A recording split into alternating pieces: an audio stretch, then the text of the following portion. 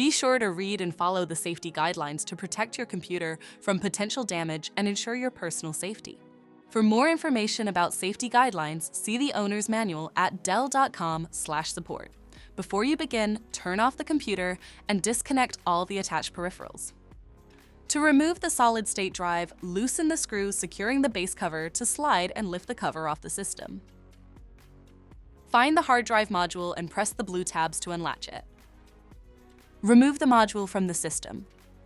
Identify the solid-state drive and loosen the screw to remove the drive. To reinstall the solid-state drive, place it back in the system and install the screw to secure it. Place the hard drive module back in the system and latch it into place. Secure the base cover with the screw. For more information about your Dell system, visit dell.com/support.